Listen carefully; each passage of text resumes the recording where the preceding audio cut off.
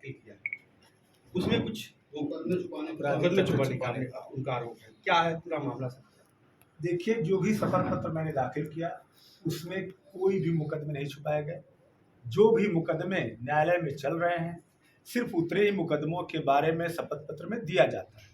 कोई ऐसे मुकदमे जो न्यायालय द्वारा पूरी तरीके से निस्तारित कर दिया गया हो, जिसमें सारी कार्रवाई समाप्त हो गई हो, न्यायालय से मुक्त कर दिया गया हो, ऐसे मुकदमों के बारे में शपथ पत्र में नहीं दिया जाता। वर्तमान में मैंने जो भी शपथ पत्र में दिया था, जितने मुकदमे न्यायालय में विचाराधीन थे उन्हीं मुकदमों के बारे में दिया गया था। और जो आरोप लगाए गए हैं वो सरासर झूठे हैं। हमको लगता है कि ये सस्ती लोकप्रियता प्राप्त करने का एक हथकंडा है, और जो आदमी ये आरोप लगा रहा है वो पराजित होकर के जनता ने उसे बाहर कर दिया। वो तो कभी भी इस स्थिति में होता ही नहीं कि उसे उतना वोट मिलता। वो तो हमारे पार्टी से जुड़े हुए कुछ लोग, जिन्होंने, जैसे कहते हैं घर का भेदिया होता है, घर के भेदियों की वजह से वो कुछ वोट पा गए।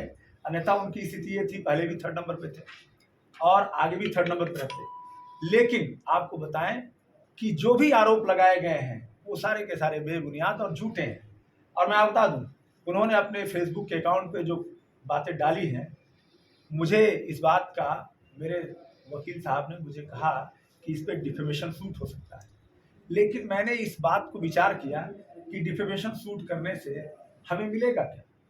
जो आदमी इस लायक नहीं है, मुझे तो ये पता चला कि सैकड़ों लोगों से जिस आदमी ने नौकरी दिलाने के नाम पर, अभी चुनाव के दौरान उस व्यक्ति ने, जिसने आरोप लगाया है, उस व्यक्ति ने ये दावा किया था कि समाजवादी पार्टी की सरकार बनने जा रही है, अखिलेश जी वो मुख्यमंत्री बनने जा रहे हैं और मेरी सरकार बनेगी, मैं मंत्री बनूंगा।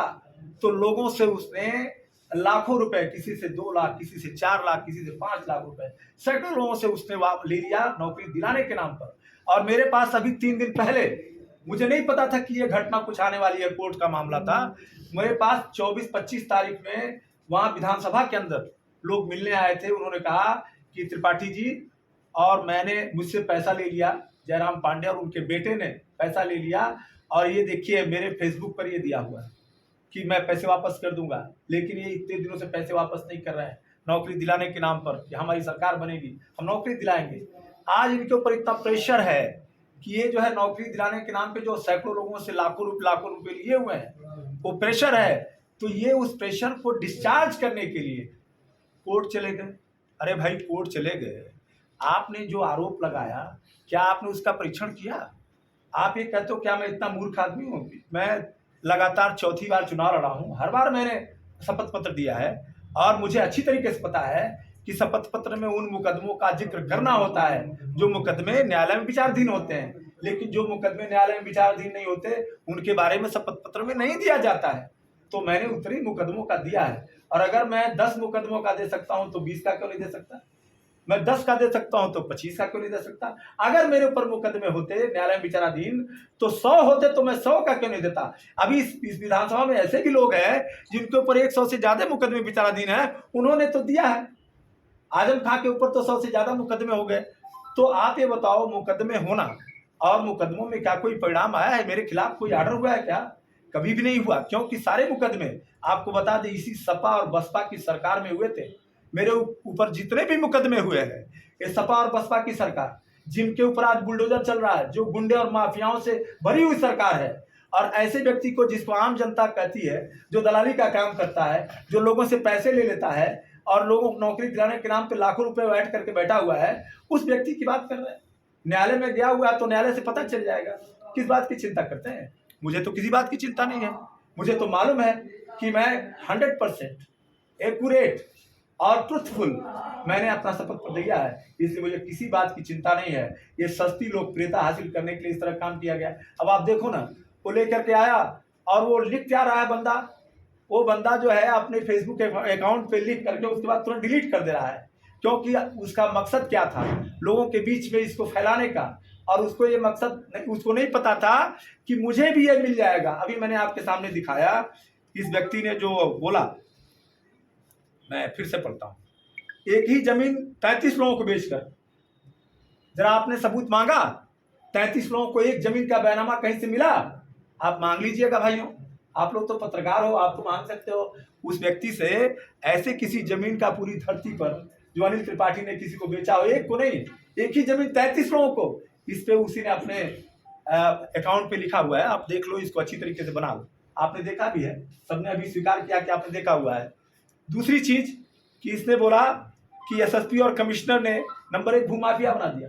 मैंने तो इसके पहले भी आप लोगों के सामने सबूत रखा था कि मुझे भूमाफिया का न होने का प्रमाण पत्र मिला हुआ है। इस बार इसके पहले जब चुनाव के दौरान भी ये विषय चल रहा था तो मैंने प्रमाण पत्र दिया था। तो क्या इसके बाद भी इस विषय पे कुछ कहना चाहिए? इस विषय पे भी कुछ कहना चाहिए। लेकिन रुग्ण मानसिकता का व्यक्ति जो दिवालिया माँ हो चुका हो, जिसके पास अब कुछ भी नहीं बचा है, सिर्फ ऐसे सबूते छोड़ करके जो आदमी अपने को लाइमलाइट में लाना चाहता हो, ऐसे व्यक्ति की बात करके आप लोग परेशान हो रहे हो, जनता को भी भ्रमित कर रहे हो। अरे हमारे क्षेत्र की जनता मुझे जब से मैं पैदा हुआ हूं तब से जानता हूं। आप इस संत कबीर नगर में पैदा हुआ हूं, मैं यहीं पे पला बड़ा हूं, संत मेहदावल और कर्मा और साथा में पढ़ा लिखा हूं।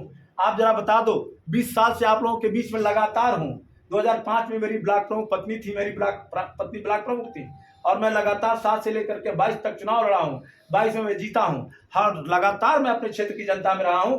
जरा हमारे मेहदावल विधानसभा नहीं, हमारे संत कबीर नगर की धरती पर भी एक भी कोई मुकदमा दिखा दीजिए आप लोग। कोई नहीं दिखा सकता, इसलिए कि मैंने ऐसा कोई नहीं। लेकिन मेरा व्यवसाय गोरखपुर नगर में है, और मेरी जमीनों पे जो कब्जा करते थे वो समाजवादी पार्टी और बहुजन समाज पार्टी के लोग जो मेरी जमीनों पे कब्जा करते थे।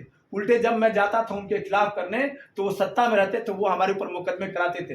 लेकिन इस देश में संविधान है, इस देश में कानून है, न्याय मिलता है, इसीलिए सारे के सारे मुकदमे मैक्सिमम खत्म हो चुके हैं। जो बचे हुए वो भी खत्म हो जाएंगे। आपके सामने शपथ पत्र है, आप उस शपथ पत्र में देख लेना, वो सारे के सारे जमीन के ही मुकदमे होंगे। अपने विधानसभा के लोगों से क्या कहना चाहेंगे, क्योंकि एक अलग सा माहौल बना? देखिए, मैं अपने विधानसभा के लोगों से कहना चाहता हूं कि वह लोग जरा भी उद्वेलित न हो। ऐसे घटिया मानसिकता के लोगों के ऊपर किसी प्रकार की चर्चा करने की जरूरत नहीं है। ये खुद ही मरे हुए हैं। मुझसे तो कहा गया कि इनके ऊपर मुकदमा कर दीजिए।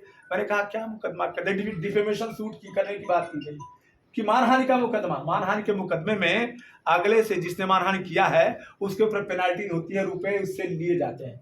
और मैं अगर मुकदमा करूं तो करोड़ रुपए देना पड़ेगा। लेकिन जो आदमी खुद ही जो है लोगों से लाखों रुपए, सैकड़ों लोगों से लाखों रुपए लेके बैठा हुआ है और उनका पैसा नहीं दे रहा, तो वो कहां से देगा?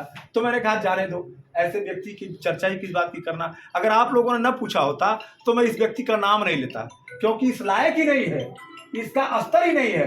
और मैं आपको बता दूं, ऐसी बातें करने वाले लोग, इनको जनता के बीच में रहने का जरा भी औचित्य नहीं बनता, और न ही जनता के बीच में रहने का इनका अधिकार है। ये सामाजिक और सार्वजनिक जीवन के लिए त्याज्य होने चाहिए ऐसे लोग। और अगर आप लोग जो है इनको महत्व देंगे तो मैं समझता हूं कि अगर आप जैसे प्रतिभावान लोग जो चौथे स्तंभ कहलाते हैं इस लोकतंत्र के, ऐसे लोग इन अगर इन्हें महत्व देंगे की बात नहीं उठाएंगे, पूरी बात सुनिए। अगर आप लोग इनको महत्व देंगे तो फिर ये जो है लोकतंत्र बुरी तरीके से घायल हो जाएगा।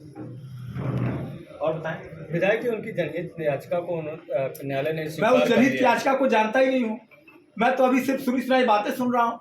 मैं अभी कुछ नहीं जानता। जब तक मेरे पास कोई प्रमाण नहीं आएगा तो मैं कैसे क्या करूंगा? रही बात, अगर न्यायालय में होगा तो आएगा ना, चलते चलते तो आएगा, आएगा तो जब भी आएगा तो उसका जवाब दिया जाएगा। और मैं 1000% आपसे पूरी ताकत के साथ कह रहा हूँ कि मेरे शपथ पत्र में एक भी सूत का कहीं कोई दोष नहीं है, कहीं कोई चीज छुपाया नहीं गया है। और आपको ये नहीं पता होगा कि इन लोगों ने चुनाव के दौरान भी कहां नहीं कंप्लेंट किया था। डीएम कहां कंप्लेंट किया था? कबीर नगर। ये इनके जो कुछ लोग, इन दलालों के कुछ और भी दलाल हैं, ये सारी पूरी टीम है, ये सब मिल करके हमारे खिलाफ उस समय भी षड्यंत्र किए थे। हमारे जनपद संत कबीर नगर डीएम क्या इन्होंने किया था, एसडीएम क्या किया था, चुनाव आयोग में किया था, कहां नहीं किया था। हर जगह से जांच पड़ताल हो चुकी है, और जब कहीं से कोई परिणाम नहीं निकला तो ये दिखा दिया। अरे भाई, कोर्ट में मुकदमा किसके खिलाफ कौन नहीं कर सकता है? 100, 200, 500, 1000, 2000, 5000, 10,000 रुपए ही तो लगता है मुकदमा करने का।